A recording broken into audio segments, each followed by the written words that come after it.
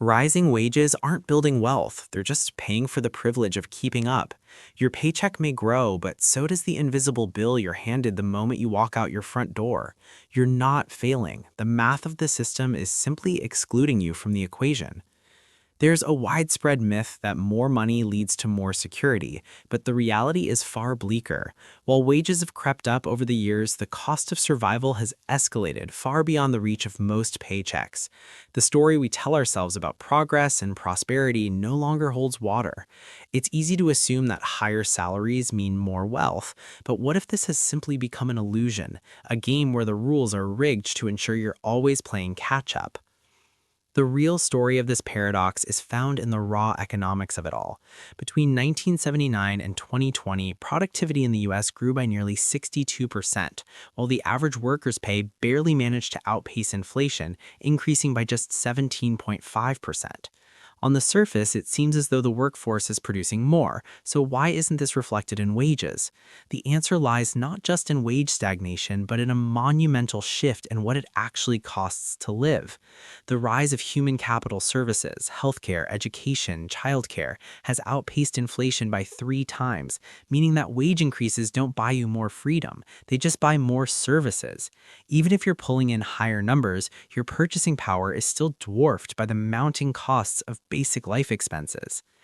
At the same time, the core of modern economic expansion, urbanization, has exacerbated this divide.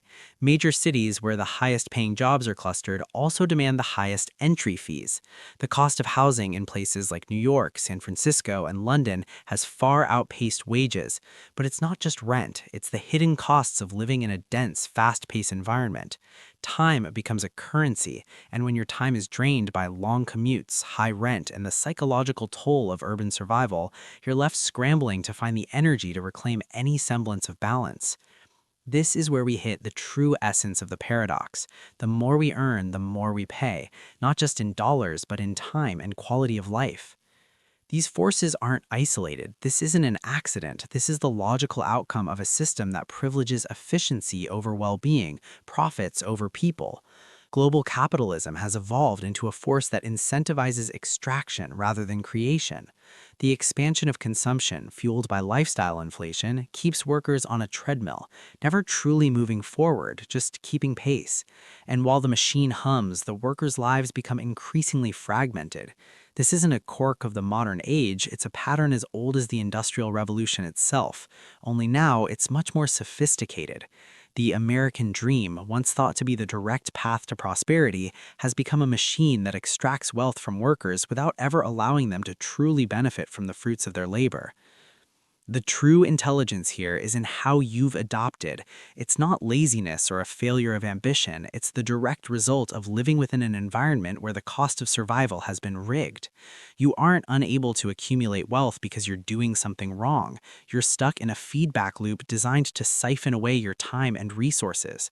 The desire for more, whether it's a bigger apartment, the latest phone, or the security of healthcare, has been calibrated to ensure you never have enough.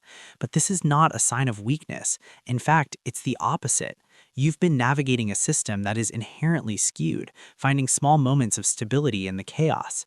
It's an adaptive response to a paradoxically hostile environment.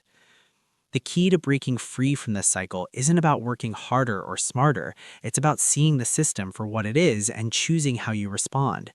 It's easy to internalize the idea that you're simply not doing enough, that you're somehow falling short of your potential, but the truth is you've been swimming against a tide that's rigged to pull you under.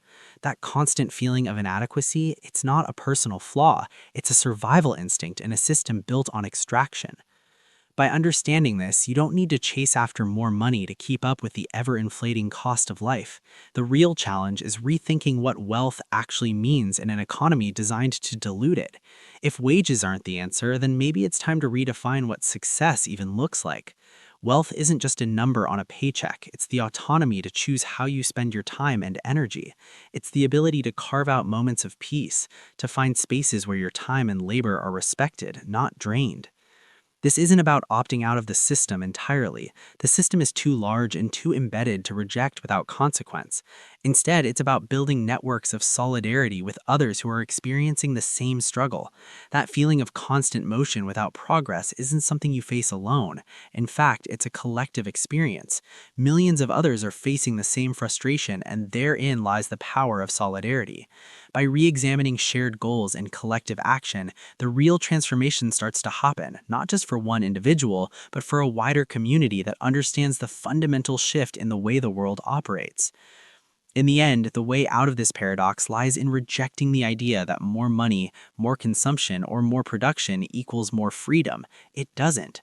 Real wealth is about recovering what's been taken from you: time, autonomy, and self worth. And once you recognize that, you realize you have all the power you need to reclaim it. All right, that's it for today. If you're looking for more content like this, make sure to hit that subscribe button to stay tuned for what's coming next. Anyway, take care of yourself, and I'll see you soon.